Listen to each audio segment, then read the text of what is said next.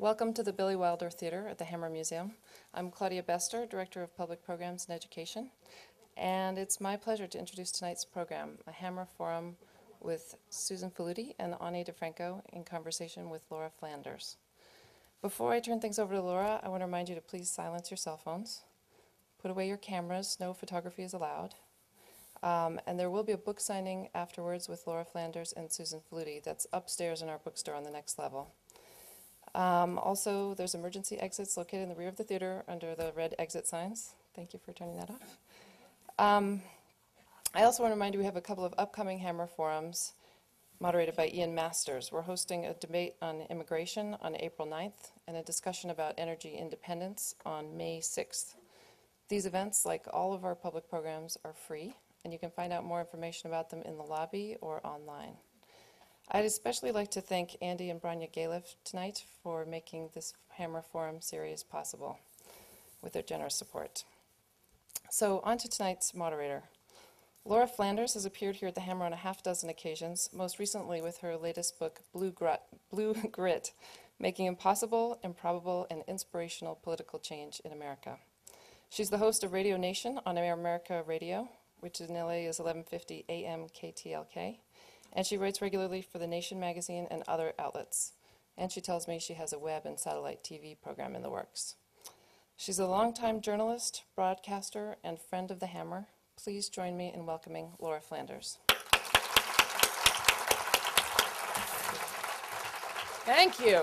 Thank you, everybody. Thanks for coming out. I want to thank Annie Philbin at the Hammer Museum, whose idea this in part was. Thank you, Annie, in absentia. I want to thank James Bewley, who worked with me, and Claudia Bester to pull these programs off, and those who've made it possible, including Branya Galef, who we wouldn't be here without. So thank you, everybody. The purpose of this particular speakers series is to host conversations that break that very annoying hypothetical wall that supposedly exists between the worlds of art and creative work and journalism and politics. To that end, I can't tell you how excited and proud I am to introduce tonight's guests. In a world in which we are very accustomed to politicians and others who do nothing but test the temperature of convention and make careers out of sounding as mealy-mouthed as possible. I'm very excited to welcome two women who excel in what I consider to be the very fine, sublime art of sticking their necks out and stirring things up. Susan Faludi is a Pulitzer Prize winning journalist, was a reporter for the Wall Street Journal, has written for the New York Times, the LA Times, also the best-selling author of Stiffed, The Betrayal of the American Man, and Backlash, The Undeclared War Against American Women, which won the the National Book Critics Circle Award for Nonfiction. Ani DiFranco has been called the unofficial poet laureate of a generation. I think that fits. According to legend, and she can correct me, according to legend, DiFranco started out as an 18-year-old playing college dorms and distributing her music on cassette tapes to her friends, only to go on to create her own label, Righteous Babe, in Buffalo, sell 4 million copies, and become not only one of the most prolific, but I would say one of the most influential artists of her time in this country. Last fall, Faludi released her latest book, which is going to be available for you to purchase upstairs after this event, The Terror Dream, Fear and Fantasy in Post-9/11 America. And it is an extraordinary critique not only of how anti-feminism was sort of deployed and used to stir up fervor for what George Bush called his war on terror, but how there was a tradition, a history of doing exactly that in this country. There were historical underpinnings to the very strange moment we lived in after 9/11. Around the same time that Susan was releasing The Terror Dream, Ani was releasing a career retrospective album, an extraordinary album of work from like 1990 to 2006 called Canon. And her first book, Verses, a book of lyrics, poems, and illustrations. For all of you who have ever gone to a live Ani DiFranco concert and tried to scribble down really great lines, this is the book for you. They're written down there, easy to read and refer to. The title for tonight's forum is Braving Backlash, Turning from Terror, and both of our guests know a whole lot about both. They do it daily. Let me welcome Susan Faludi and Ani DiFranco.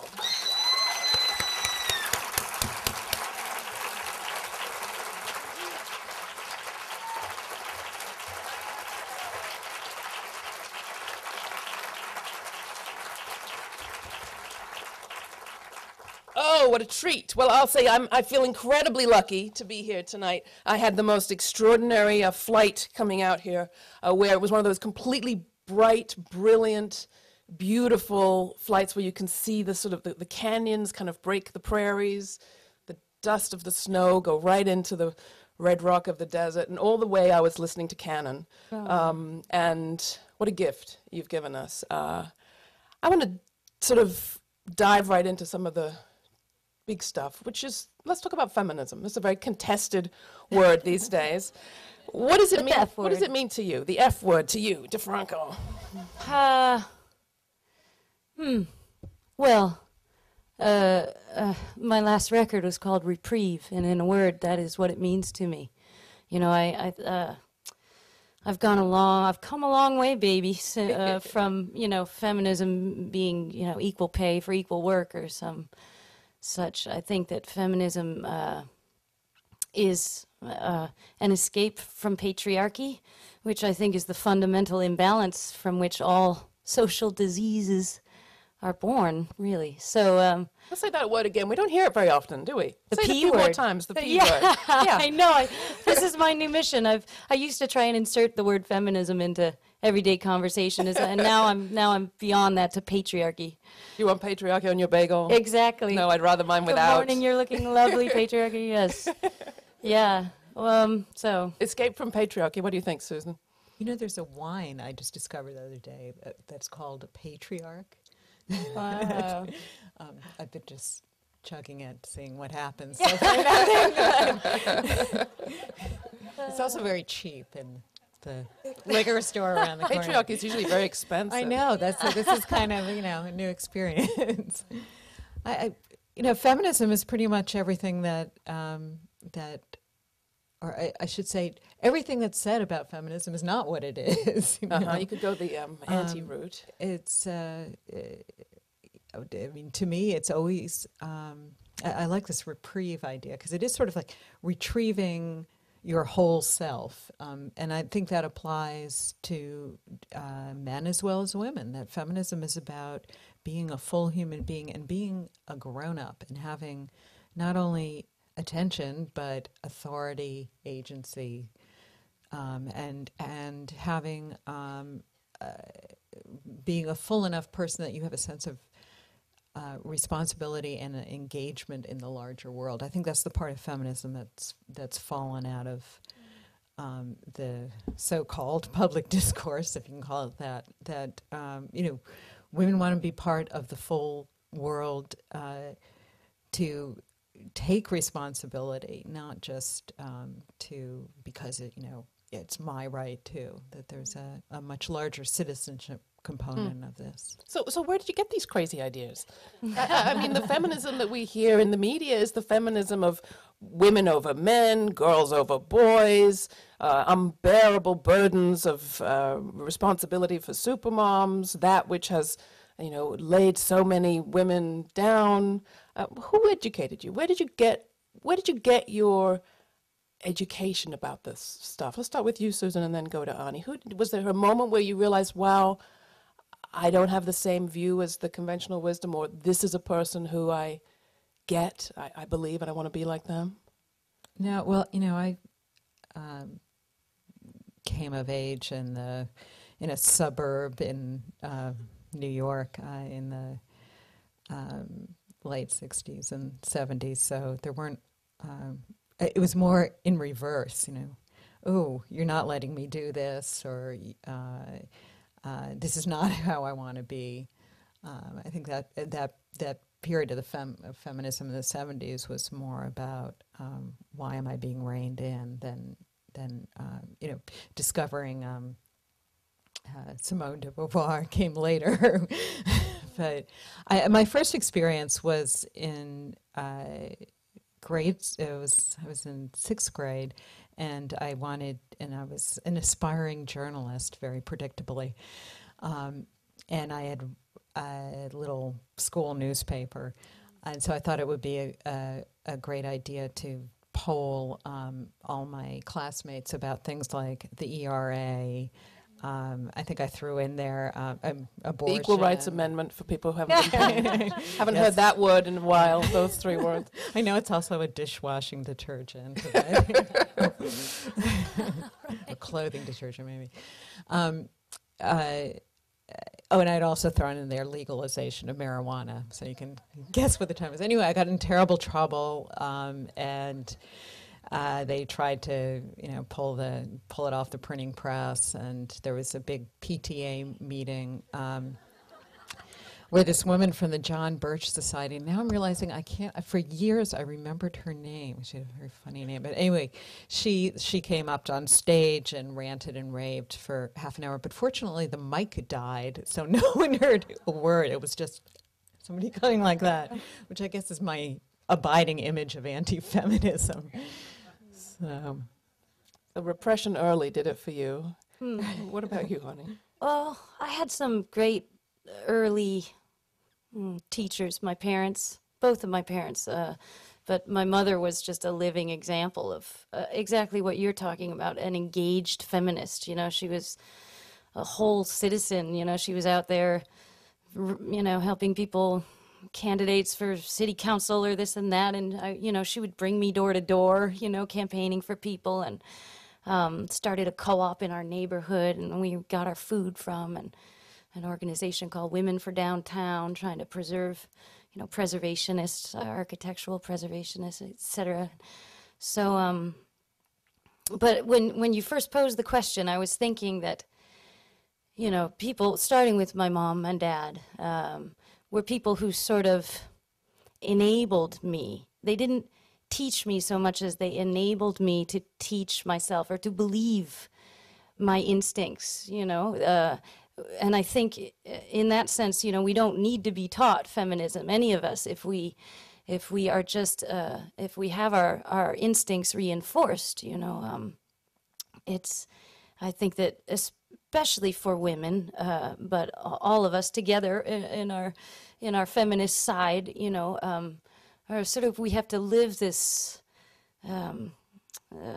disjointed life, where there's so much insanity around us, and we have to engage it, we have to discuss it as though it's not complete madness, and we have to use language even that is unsuited often to our motivation on the planet, so I realized that, like, my whole life I think I started trying to come up with my own answers to questions, and there I was day after day being interviewed after I started getting into music and thinking, I'm going to come up with my own answers to the questions in life. And then the more experience you garner in trusting yourself and following your own instincts, I sort of moved through my own answers into my own questions, which I think is really the consciousness shift that feminism deals with, So feminism is something that I just let out of myself. Well, that brings me perfectly to the question of 9/11, which is where your book begins, Susan, and Ani, you had a big 9/11 experience too. I remember in New York, I live not far from the towers, and I remember after the attacks of that day, even immediately after, where there were a group of women who all of us immediately got together and formed a little group called New Yorkers Say No to War. And we would meet, and we were clear, of course this wasn't, we just had people die. We don't want more people to die. This is ridiculous. The whole of New York, it seemed to us, if you looked at it through our eyes, was grieving and calling for conversation. And you had this extraordinary scene at Union Square with candles day after day and vigils, and I was reminded of, with all the little pictures on the wall of people missing, I was reminded of scenes I'd seen in Rwanda, and I was thinking, maybe people will get it now about the experience. Suddenly it all came to a screeching halt when I realized this was not the reality for the rest of the country. It wasn't the reality for the media, for sure. And you wrote about it very beautifully, Susan, that your phone started ringing off the hook.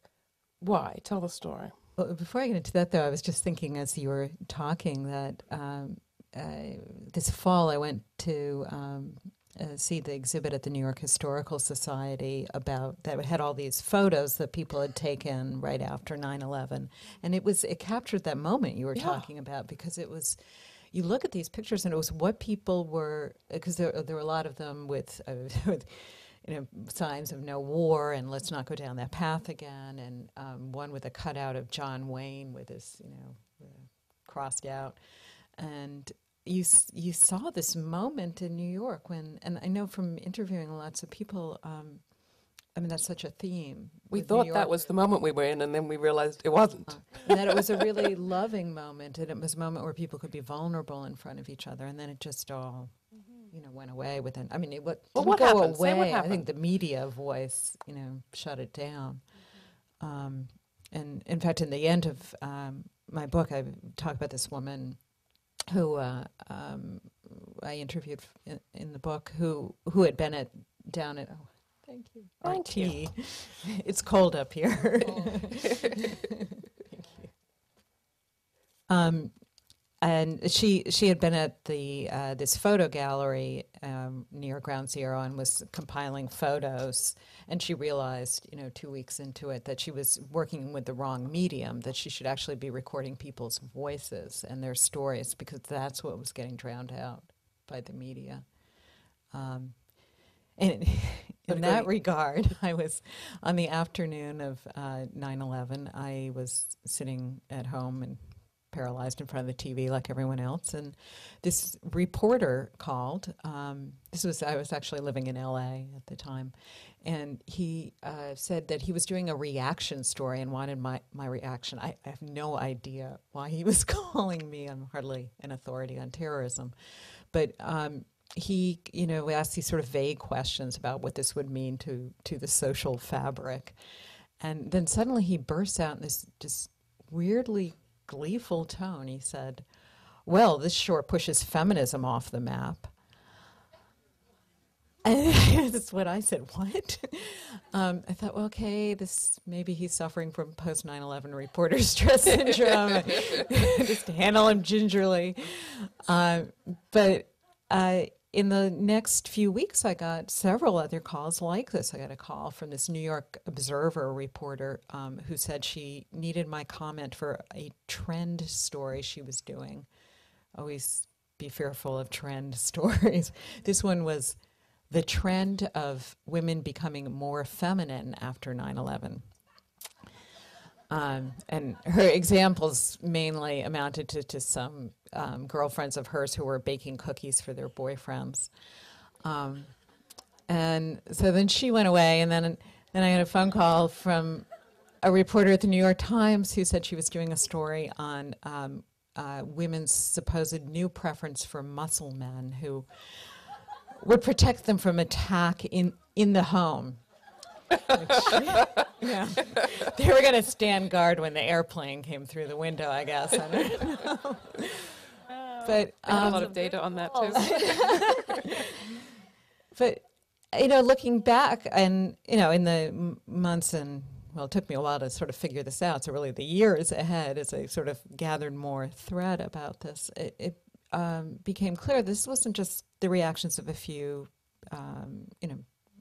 random reporters. This was the culture at large was responding to the attacks in ways that were really strange and seemed off the point, and seemed focused on men and women in ways that didn't seem to make a whole lot of sense, and seemed to beg for some kind of explanation.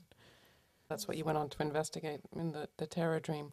Ani, what I read of your experience was that a lot of people at that time were canceling tours, and you had a tour scheduled, and you went ahead and did that tour, and you even came to New York, and I've listened to the Carnegie Hall live performance album, and there you performed this extraordinary piece, Self-Evident, a poem in which you call the U.S. response to the attacks some prep school punk's plan to perpetuate retribution.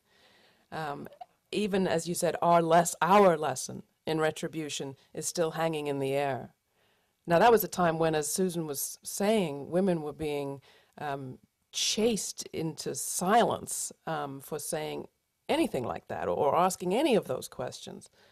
were you aware of how scary a moment that was? Did you ever think of canceling that tour? No, I mean, you know, my... Why we love you. Huh? I mean, I guess, my instincts have always been, you know, to engage, you know, and that's very healing for me, you know. So I was doing it for me as much as, you know, my duty as a citizen, you know, to get out there and travel. And the audiences were pretty scant for a while, you know, and then slowly people started coming out of their homes again, you know. And but it, you know, it felt much better to me to be not alone yelling at my TV, but to be out there talking to people and hearing what they have to say, because of course the media is just nothing to do with the truth of whatever our trends of thinking are, except to negate them and confuse them. And this moment that we're talking about seems like a really great example of, as you were saying, there was a feminist consciousness came immediately. You know, when, as soon as the dust cleared, everybody looked at each other, and there was no colors, there was no sexes, there was just a family. There was an awareness of our connection, of our oneness. I never felt so included in my society, even with whatever green hair I had at the time. I would show up at the airport and I was fine all of a sudden, you know? It was like, come on through, honey, and whatever. You know, that real feminist consciousness of oneness, of, you know, of connection. And yeah, we had it beaten out of us with a lot of propaganda, you know. I think back to this us and them, back to us as individuals, protecting ourselves and our cookie-making girlfriends, or, you know. But I think that the initial understanding that hit everyone was beautiful. It was a beautiful, beautiful moment, and you know, we felt it. It was real. It was real, despite then, you know, the images that started to appear on the TV. We've had a lot of talk since about security, national security first and foremost, and you have a lot of people, liberals, Democrats, women in particular, under tremendous pressure to sound strong on national security. And what that seems to mean is saying you want to expand the military, that you want to fight the war on terror better. Every time I hear them, it makes me feel more in danger. And it reminded me a little bit about your song, God's Country, where you talk about, you know, Mr. Holiness and the people who like to say they're there to protect us and secure, serve and protect us. And then you say, you know, thanks for the ticket, now can I leave? You know, can I get out of here? I wanted your thoughts on security and safety. You've said you don't want to live an armed life, and you also say you fantasize about being commander-in-chief of your own one-woman army. What is safety for you? What do you think of the requirements for security? Well, you know, I mean, my head is spinning with so many reactions to what you've said. You know, I was just thinking, I've been called militant my whole life, which is fascinating to me, because I've never heard anybody in the military called militant, you know. It's always the babes with the big mouths. But, you know, I mean, it's so obvious to all of us who are awake, you know, that we become less and less safe. You know, the more unconscionably we act as a nation, the more hated we are, you know, and this business of taking away our nail files and our corkscrews is just, you know, it's somebody else's big business making a lot of money, you know, all those white uniforms that, you know, and it's a big show, but of course, with every passing day, I feel less and less safe, you know. So, you know, security is I think, something that you feel when nobody wants to kill you, you know. So, you know, to take steps in that direction, I think would of course, make a lot of sense. Susan? What did happen to all those nail scissors? I know it, right? You got a lot of grief in your book, Susan, for the part of the book where you talk about where you tell these extraordinary stories, and I really encourage people to read this stuff, of captivity narratives from the colonial era and post, and you reveal the data about women who were taken captive by Indians, as they were referred to. A third of them didn't want to leave captivity. Right, right. Yes, they far preferred. Now, why did you... a lot of people wondered what that part of your book had to do with the first part of the book.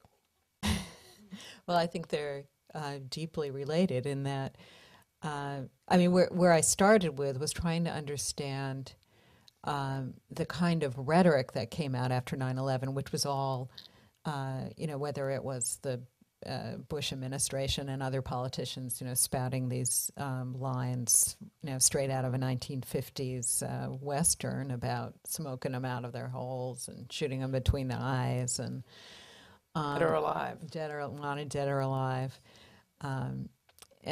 Or media pundits who were saying, kept talking about how, well, this the war on terror is like going back to fighting the Indian wars on the old frontier.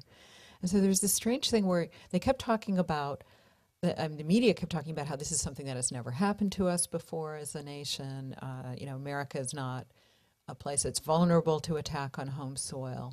And yet they kept going back into this frontier talk. And so ultimately I began going back to the question of what is being a feminist asking questions, right? My question was, where's this coming from in history? And for me, the sort of key realization was that if you look at, our real history, for the first 200 years, the prevailing reality of white settler communities was being attacked on quote-unquote home soil. I mean, this was, of course, home soil that they had taken from the native population, but from their perspective, it was they felt they were being attacked in their homes, because most of these attacks did occur, within the village, within the home, by non-white, non-Christian terrorists, a term that got bandied around back then. Really? Yeah. And then the other key part of it is that these were attacks, not only were they traumatic, but that over and over again, the male establishment, the leaders, the militias, the husbands were so often not able to protect their families. And then the studies done of between the late 17th and early 18th century, that women who were taken captive, more than a quarter of them were never rescued, and 60% of girls were never rescued. And then you had on top of that women defending themselves or choosing not to defend themselves and choosing to make a happier life. So you had all of this confusion and anxiety around gender roles, and the way that we as a culture dealt with it over the course of a century, starting in the end of the 18th century and really culminating in the Victorian era, was to create this kind of cultural mythology that journalists, novelists, politicians, everybody contributed to, where that essentially, buried that story and replaced it with a story of triumph on the, in the Great Plains, and where all the men are, big and strong and protective, and all the women are frail and grateful. And that's the story we live with. And you saw after 9/11, it was almost as if, the attacks themselves sort of cracked the plaster on this vision of Fortress America.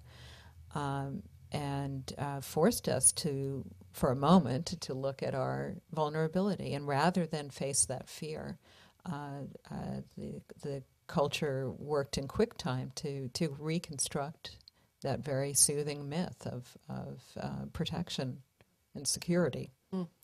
I love when you said that the women chose not to come back to white society because the shoes were more comfortable with the Indians. I think there's a lot of truth in that. Shoes are always important. Shoes and nail scissors. So that leads me to, and Ani, I wanted to ask you about this, about all the work that we women do trying to function in male society, as you said. And you have a piece, I think it's in 32 Flavors, where you say, you know, I'm not standing between you and your ambition. Is it an inside job? Do we do it to ourselves? Take away our own power so as not to frighten people, men in particular? Oh, sure. Is that how it works in the music industry? Sure, we all grow up within patriarchy and we learn the dance. And you know, we do what we know, you know, and it's crazy how easy it is to confuse even our understanding of feminism versus patriarchy with discussion of women and men, you know.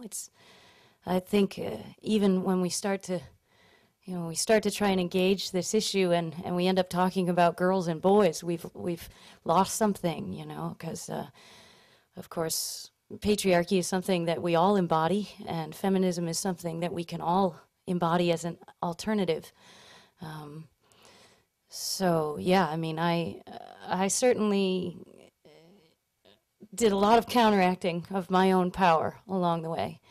And really, I'm still learning how to be fully myself, you know, against all that socialization.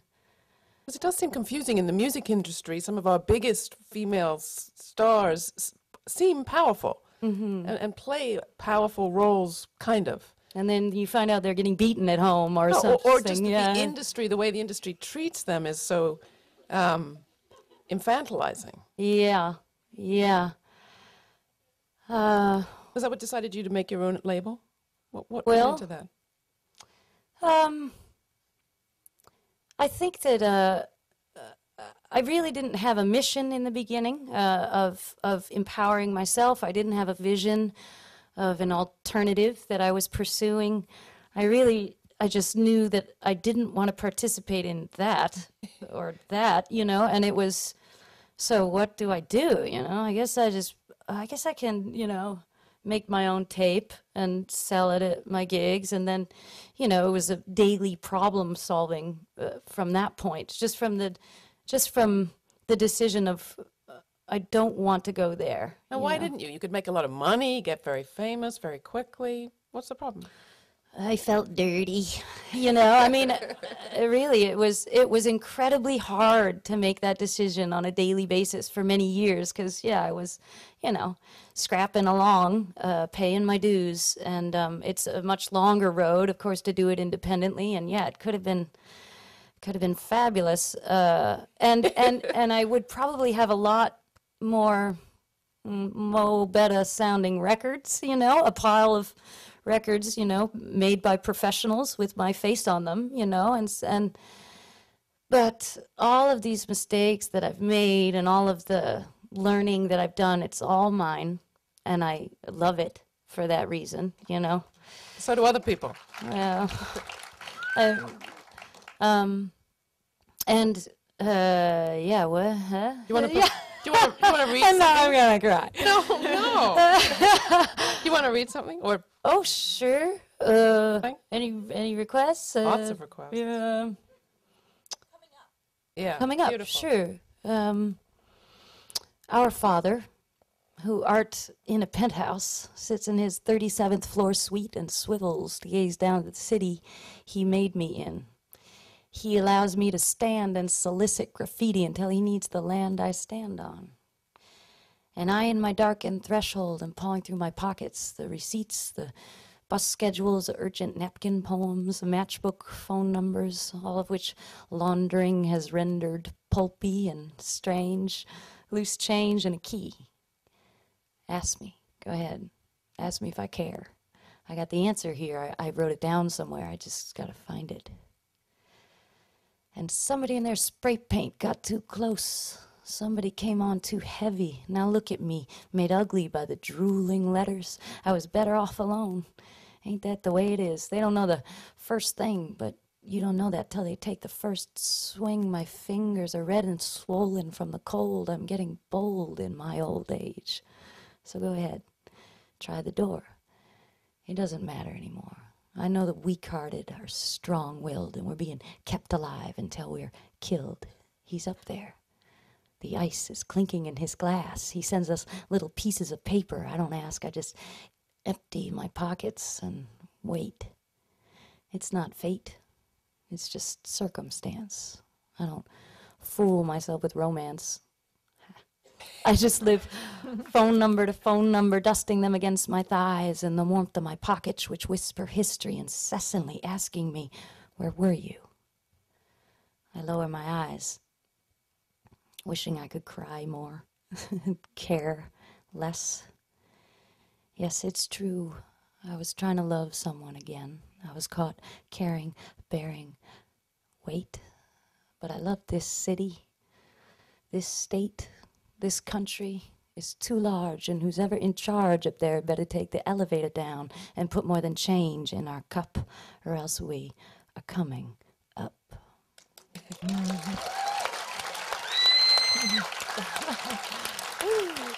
Thanks.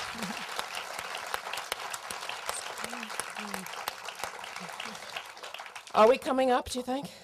Yes. Yes, I do. I mean, Where do you see it?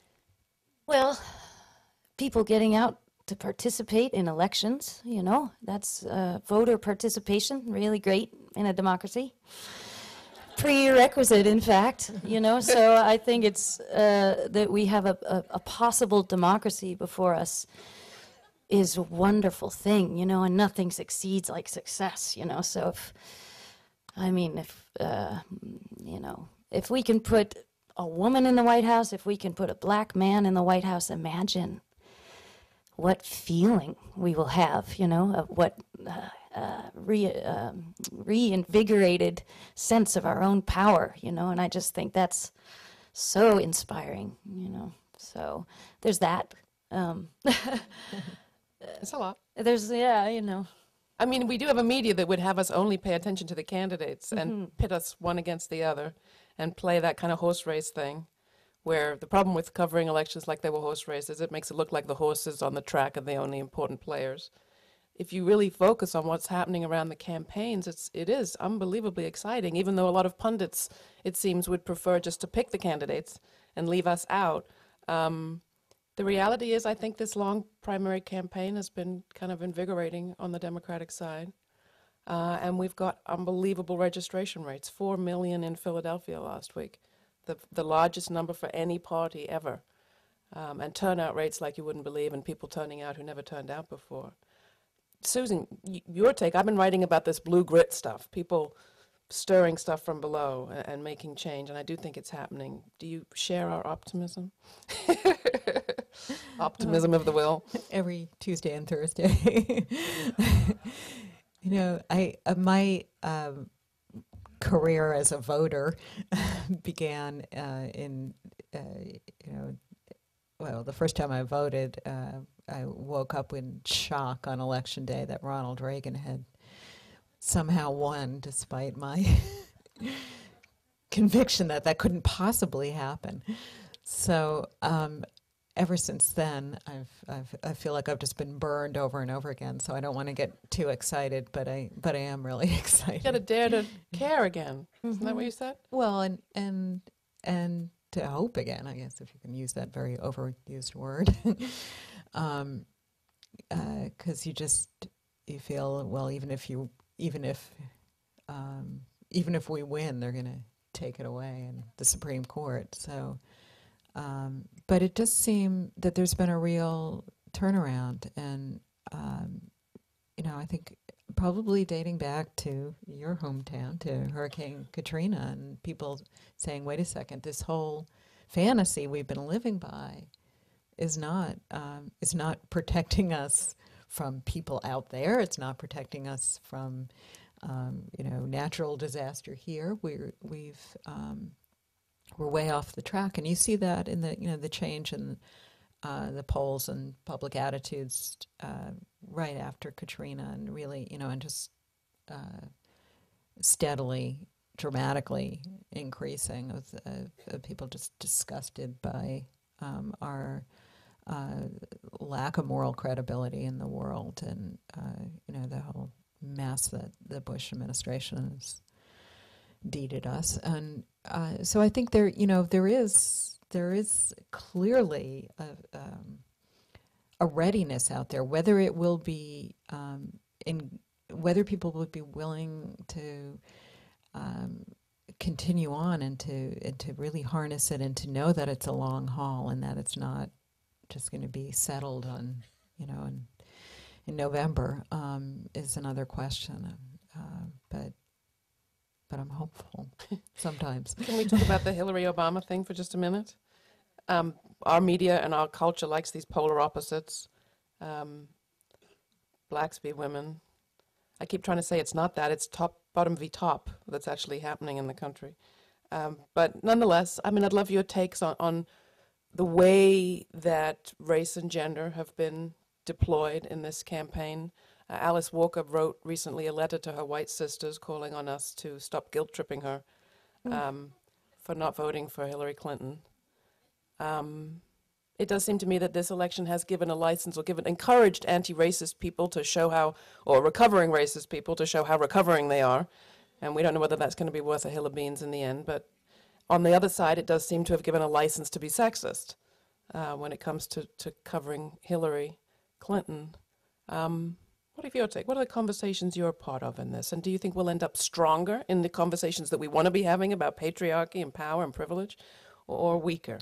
Well, I think it's completely unavoidable that all of these demons are being exercised, and that these people are being made into symbols rather than allowed to continue to be people and politicians, because there's just so much in our society that needs to be addressed, so we do it in these backwards, not very successful or thoughtful ways, but still we've got to address it, we've got to say these words, and who is more oppressed and who is, and all of these unfortunate ways that we speak of our own oppression or the reality of patriarchy, the reality of racism, So I don't think that those two candidates could avoid having their humanity traded in for symbolism.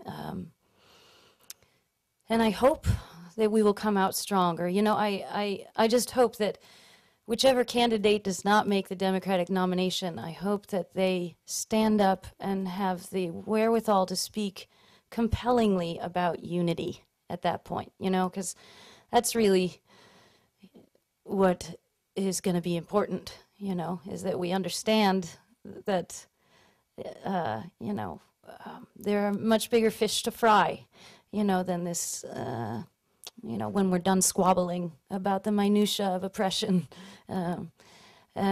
So that's really kind of where, if I was a praying girl, that's where my prayers would lie, that whoever must concede the nomination will have the character to encourage unity. We'll be able to get a really great fish fry. Yeah. Susan, what do you make of all this?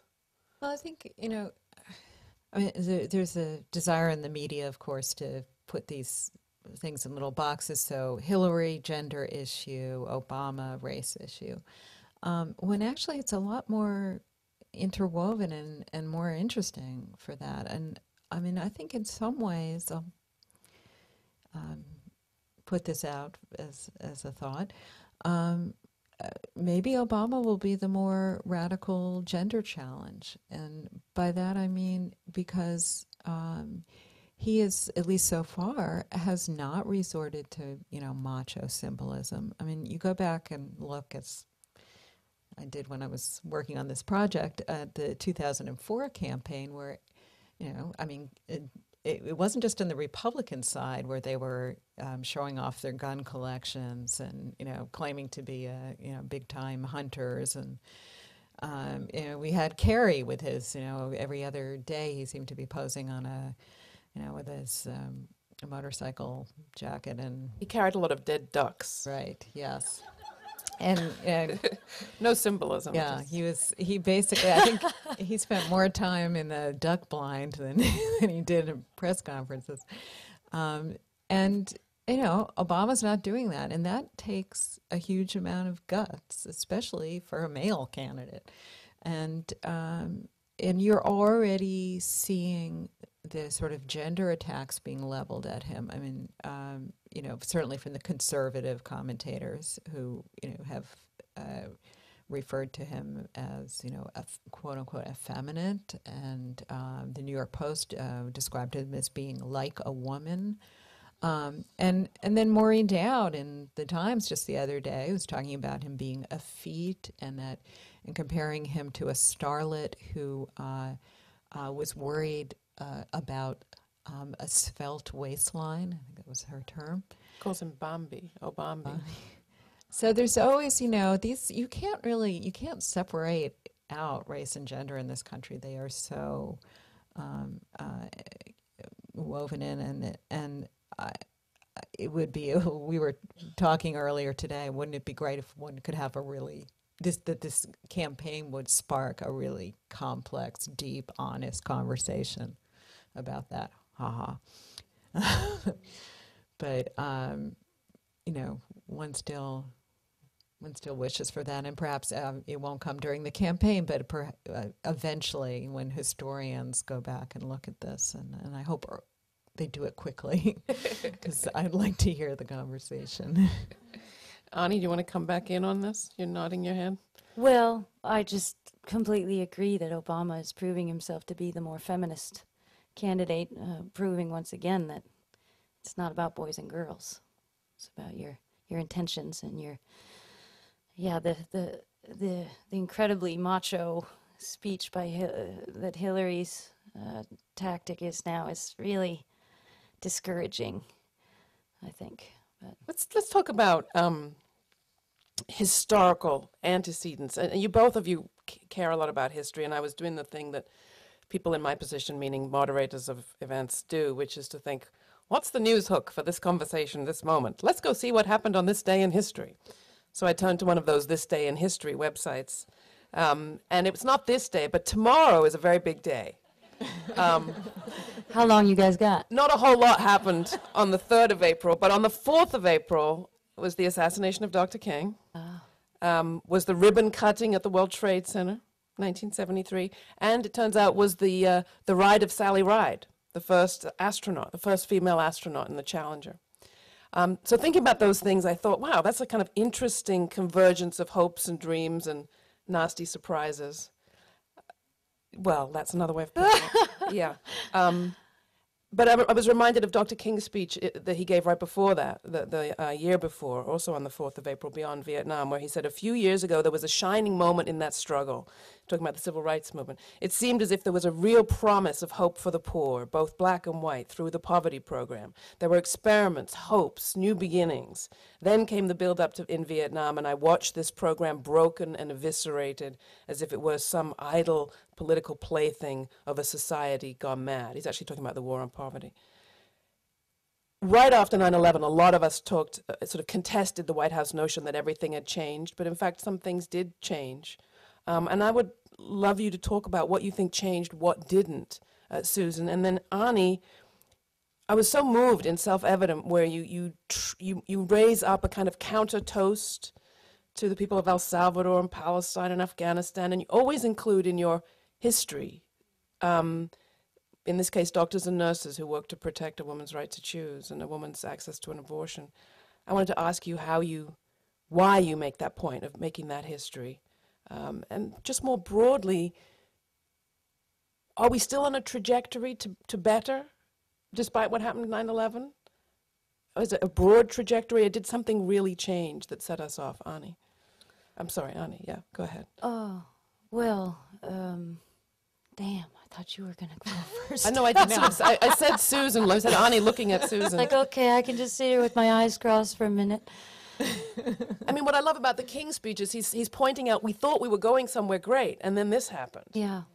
And at that moment of this happening, you chose to remind us of people in resistance, people who had done stuff against the odds. Yeah, and people who live with the threat of violence, who live, you know, in peril. I also included people on death row, you know, and just because in this supposedly civilized country, there are many, you know, who are about to be murdered by the state, you know, of this American free country. And I think that that's just, it's an incredibly similar situation that so many disparate people are in, you know, and in that way we can relate to each other, you know, or we should be relating to each other against an oppressive system, you know. I think it's so easy to be distracted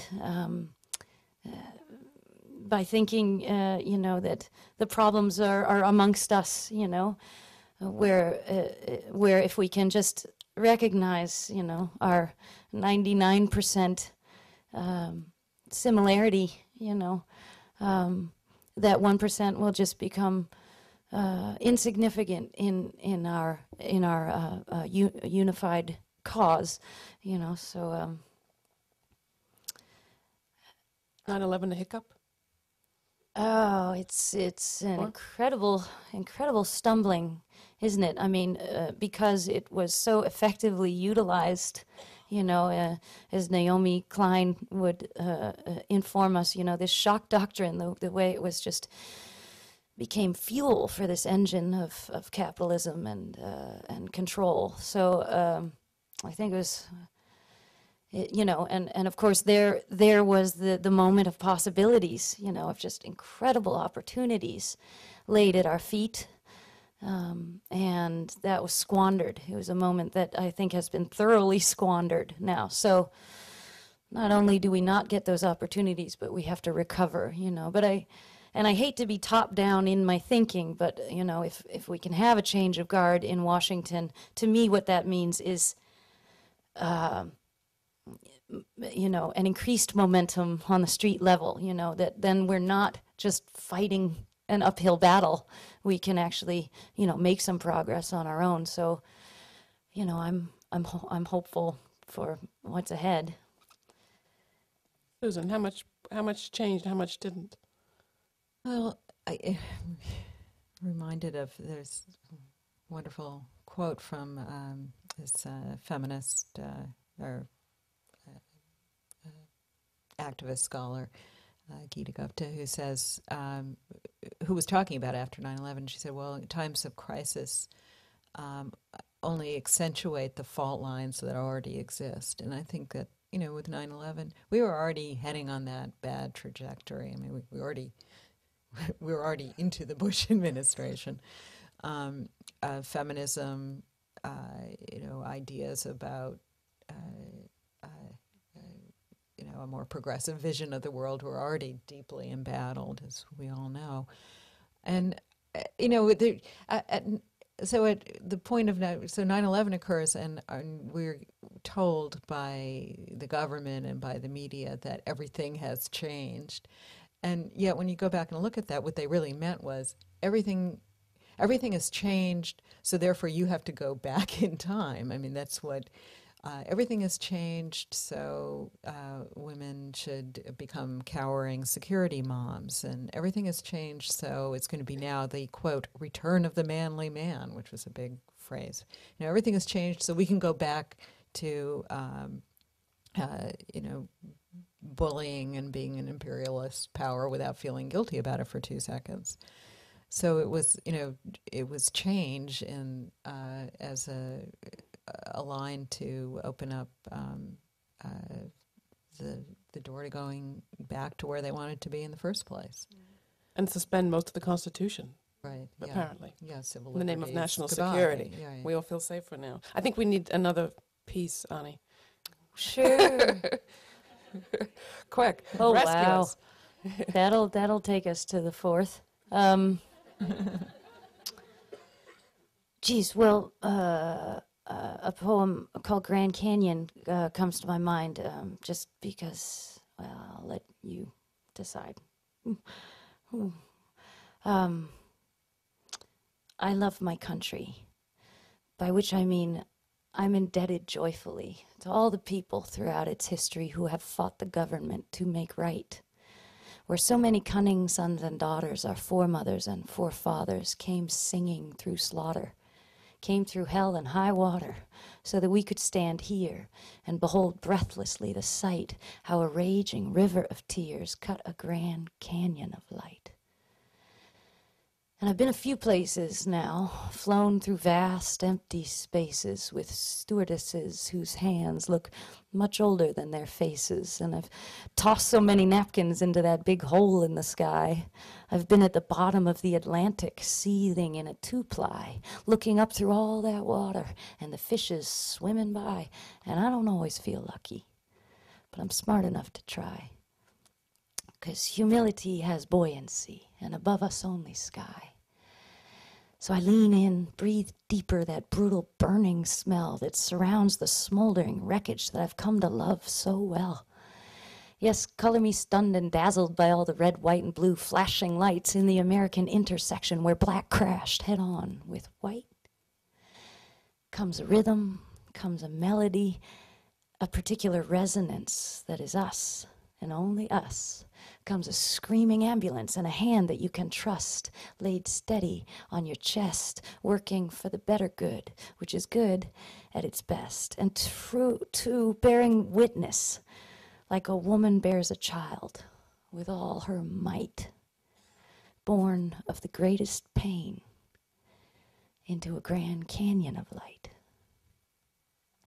And because no song has gone unsung here, and this joint is strung crazy tight, and people have been raising up their voices since it just ain't been right, with all the righteous rage and all the bitter spite that will accompany us out of this long night, that will grab us by the hand when we're ready to take flight, seat back and tray table in the upright and locked position, shocked to tears by each new vision of all that my ancestors have done. For instance, the women who gave their lives so that I could have one. Born into ground zero of the feminist revolution. Phew. It was an inside job, stoic and sly, one we're supposed to forget and downplay and deny. But I think the time is nothing, if not nigh, to let the truth out. Coolest F word ever, deserves a fucking shout, people. I mean, why don't all decent men and women call themselves feminists? If only out of respect for those who fought for this. I mean, look around.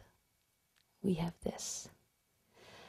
Yes, I love my country, by which I mean I'm indebted joyfully to all the people throughout its history who have fought the government to make right, where so many cunning sons and daughters, our foremothers and forefathers, came singing through slaughter, came through hell and high water, so that we could stand here and behold breathlessly the sight how a raging river of tears is cutting a grand canyon of light.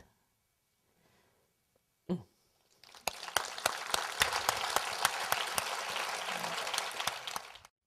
wants to take that first? Susan? Yeah, well, exactly. That feminist groups, in particular the feminist majority, had been, working tirelessly for years to try and get our government to do something about women's, abysmal situation in Afghanistan, and was getting nowhere. And interestingly, right after 9/11, suddenly the head of Feminist Majority, Eleanor Smeal, and all these other feminist leaders who had been completely iced out by the Bush administration were suddenly getting these fawning phone calls from the State Department, from the White House, inviting them to, come have tea and talk about this, terrible situation for women in Afghanistan. And they didn't know quite what to make of it, but it was like, well, great, maybe something will really change. And then, of course, as soon as the war in Afghanistan started, the real interest in really doing anything for women, was dropped. And within 2 weeks, the Bush officials were quoted in the papers as saying, when asked about, well, what are you going to do about women's rights in Afghanistan, saying, well, we wouldn't want to impose our values on them. And right now we have, quote, other priorities. Well, right now continues to this day where women in Afghanistan and certainly in Iraq are in, far worse situations in many regards, or at least have in Afghanistan have, gone back to what they, where the percentage of girls in schools is way down again. There's been a rise in honor killings and abductions, and the list goes on and on. So what the Bush administration wanted was to use feminists to launch not a real liberation of women, but to use women in Afghanistan as props in their rescue fantasy, and that story continues to this day, sadly. Well, I guess I agree with you that as women, I think we are free to criticize any patriarchal mutation, our own or something far away, because, aside from all that cultural tiptoeing, it's all patriarchy. It comes in different flavors. But, I had an interesting experience last year. I had a baby. Interesting. Very interesting. Interesting stuff. Woo. And I just wanted to have my baby at home, without any drugs or fluorescent lights or, guys in masks going, how about now, And it was incredibly difficult. In New York State even, which is where I gave birth, there's almost no such thing as a midwife in 21st century America. And women in masses are forced into this very patriarchal hospital system and are completely controlled in this moment when they're coming into their own power, and I do believe that the power of creation is the seat of our power as women, and to be ejected from it is fundamentally disempowering.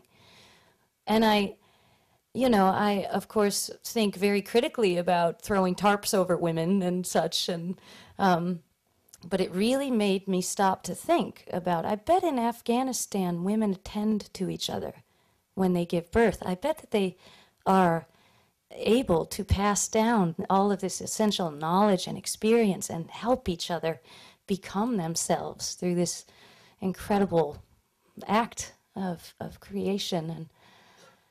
And it made me look at my society, which on the surface looks like women are so empowered and I can play basketball. Well, maybe not basketball, but I can drive a car and I can go to school. But if I can't have my baby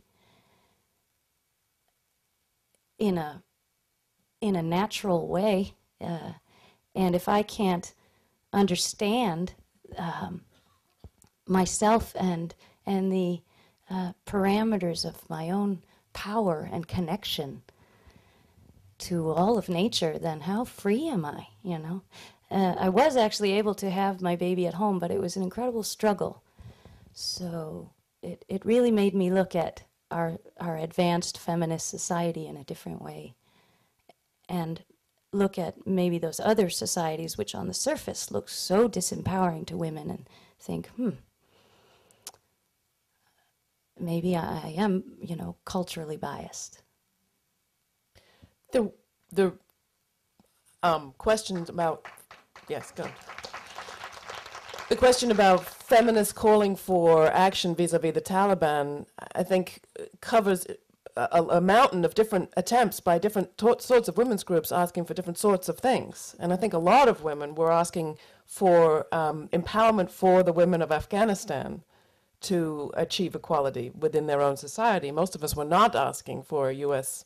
invasion because we were the guys that set up the patriarchs and the warlords. So I think that we forget that part of the history too. It's like we want action, but there are various types of actions. Like when you were saying about being released to be a feminist versus being taught to be a feminist, I think we wanted a policy that would release people rather than teach them. You know, this just reminds me that I thought it was really telling the feminist leaders I interviewed who had gone to meet with the Bush administration during this period, and they said the one initiative that the administration was totally opposed to was, and it happened to be the one that they thought was at the top of their list, of the feminist list, was funding female-run NGOs in Afghanistan. And, you know, that was the one thing they didn't want, because they wanted to go over and save, you know, helpless women, but they didn't want to give women agency. They didn't want to give women the power to determine how they wanted to run their lives. Like another question. There was one there, right up there. Yes, you.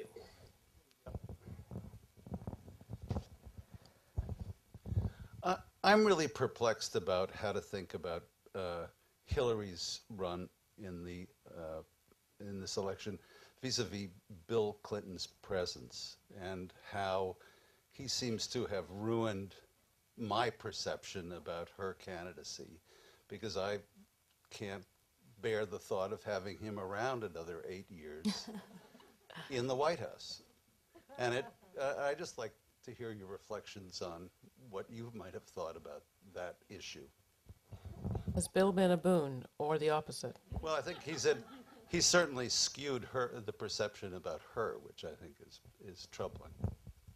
For you? Yeah. Ani, then Susan. Geez, well, I guess, Your role as political analyst. yeah, right.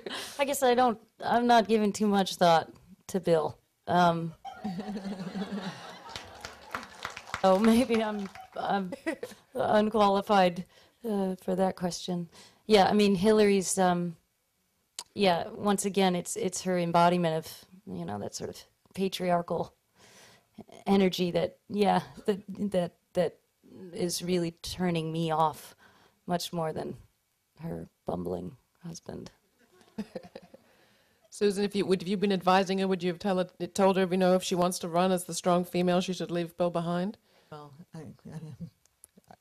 yeah, yes, but I mean, I guess that was a bit of a loaded question. my hesitation is just that I'm not sure. I'm sure that's easier said than done. Yeah. She may very well have said that to him several times, and yeah, no, he just the other day in San Francisco, he again jumped out and decided he was going to, you know, be the protective husband by ranting and raving to some poor superdelegate about how mad he was at Richardson, and you know, it all brings back that old protection racket that feminists have been talking about since at least the 70s. Of be careful of sometimes the man who's protecting you is the real problem. There's a great line in Don Quixote where this woman who Don Quixote keeps trying to rescue her from various crises, and I'm sorry? Dulcinea, that's right. And she finally says, you know, listen, well, you know, listen to Don Quixote. Next time you want to rescue me, forget it. Just Please don't save me. leave me unrescued. Yeah, there. But back with the video. Or Ani's great line about the kitten. What does he say about the red, in Not a Party Girl? Of, yeah. Don't you figure every kitten? Yeah, every kitten figures out how to get down, whether or not you show up. I don't want to interrupt you guys, but I want sorry. And then I said, I'm sure you're enjoying talking to each other. I want to talk about a different terror. What really terrifies me is global warming. and the environment, and just the bad distribution of resources around the world. And I'm a scientist, and I work, I mean, you want to talk about patriarchy. Oh my God.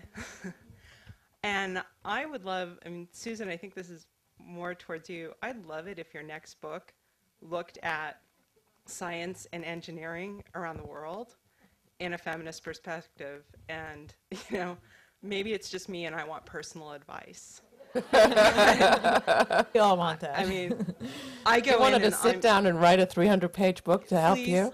I'm worth it. I'm good.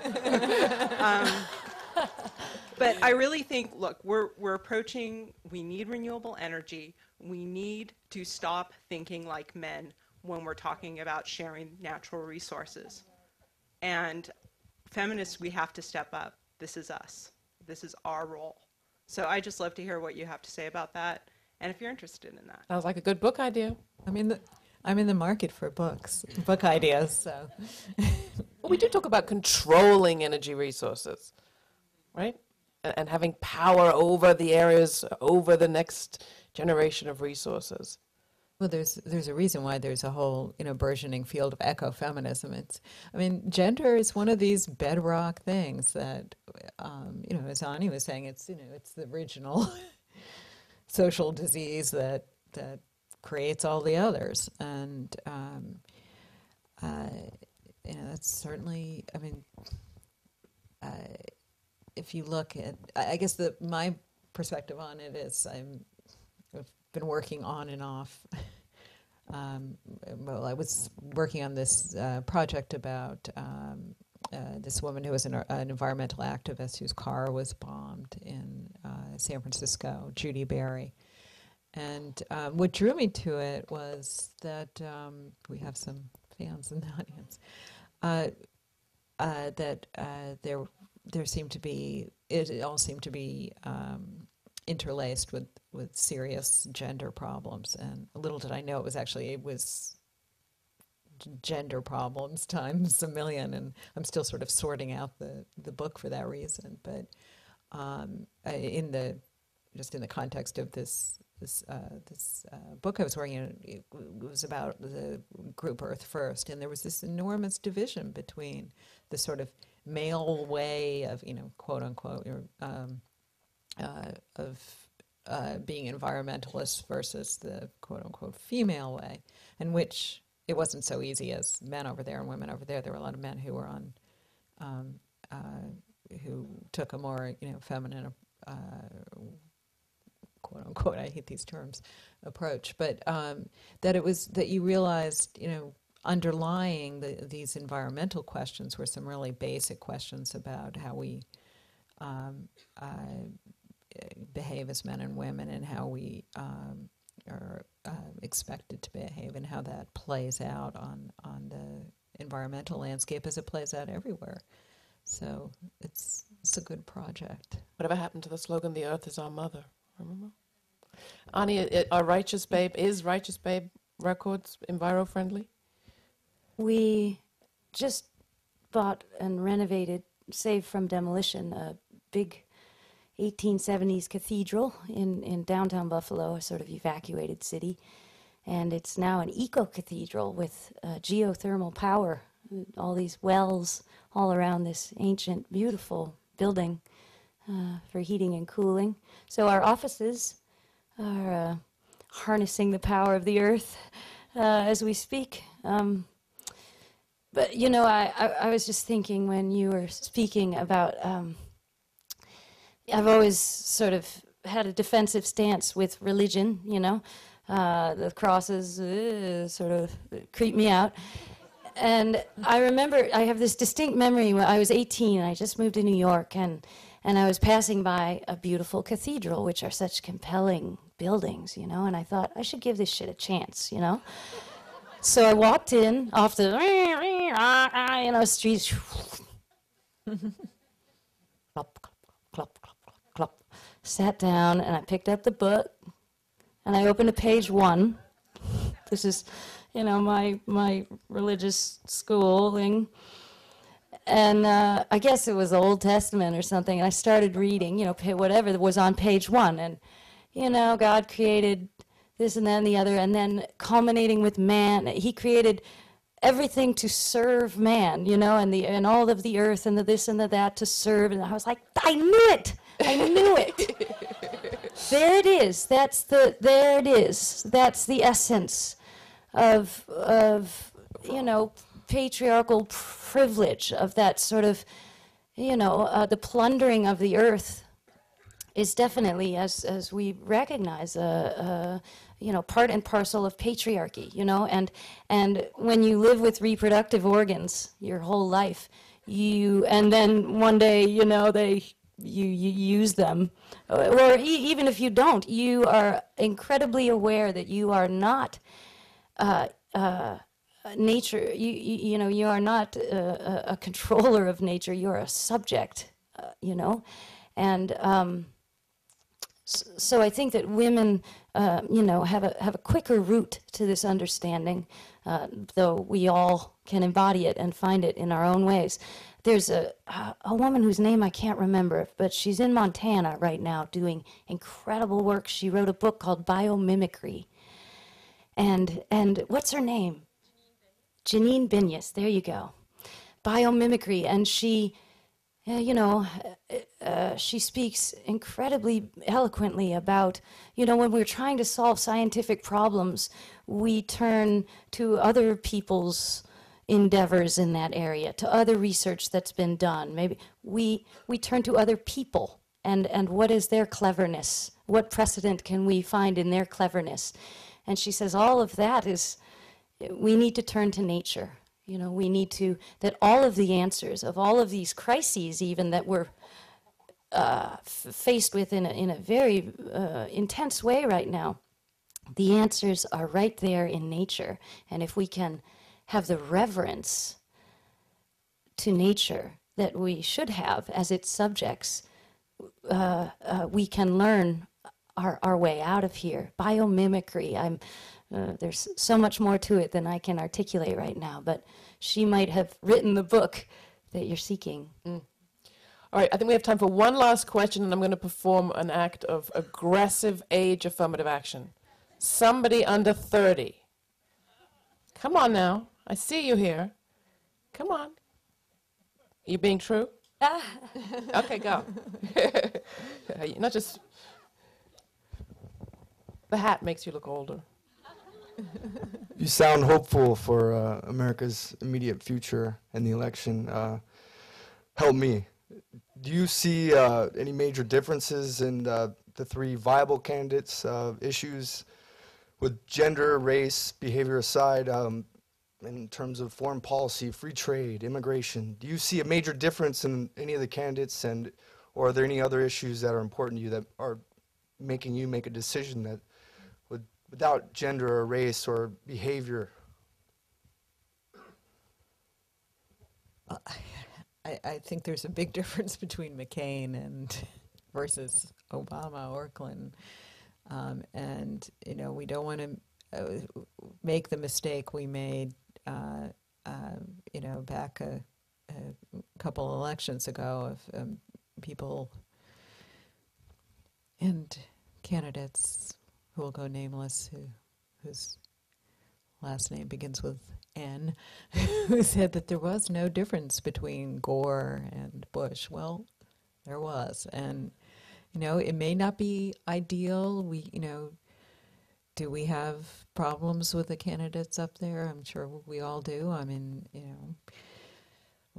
do I wish Hillary had not voted to authorize the war in Iraq? I sure wish she hadn't done that. I sure wish she had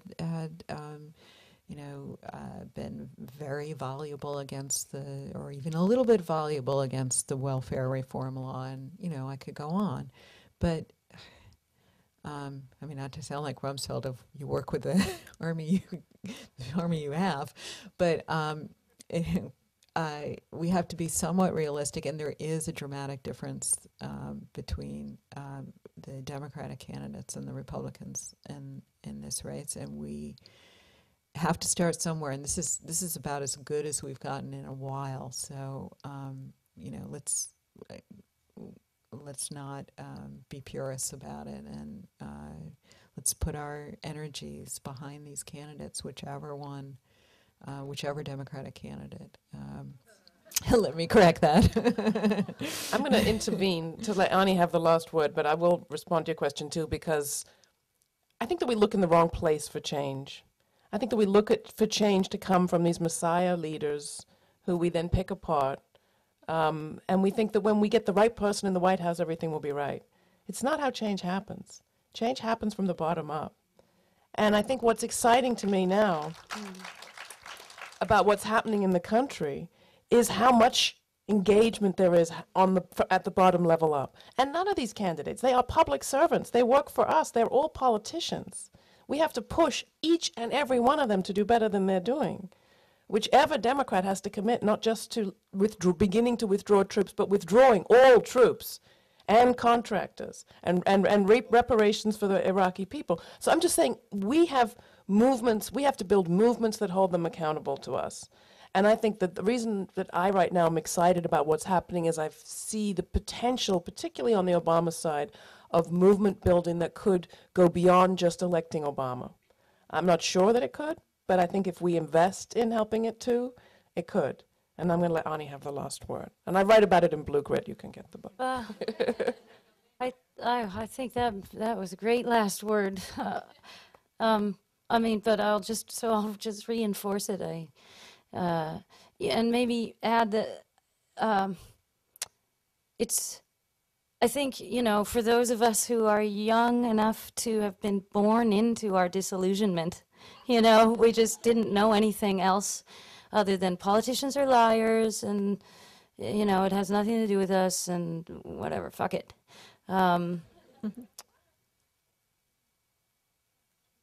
It's incredibly hard to invent faith with no reason, completely unreasonable faith, to look at a system which really is not accountable to you and is, for all intents and purposes, a bit of a farce, and say, I believe in it. I can make this real, and I think it's really incumbent upon us, like you say, to make democracy a reality. I'd just like to bring up another name, Dennis Kucinich, who was initially involved in this presidential race, and he ran the last time around, of course, and I've had so many conversations with my fellow youthful, disillusioned people, and the excuse always for non-participation is there's nobody to vote for, and it's a very compelling argument. But it was really telling to me that when Dennis showed up and all of his policies and ideology read exactly like mine, he echoes exactly what I feel and think and my tribe, So I was really quite struck to see how unenergized my tribe was to get behind this person. Like, our disillusionment has become us, and, when, you have to recognize your ally in that moment that they are there saying, I am here to serve you. He is a true public servant, as you say, truly what a politician should be. And so I'd just like to put maybe a little reminder tag on your perfect ending, that it is indeed our job to be that change, So. Ani DiFranco, Susan Faludi, thank you both.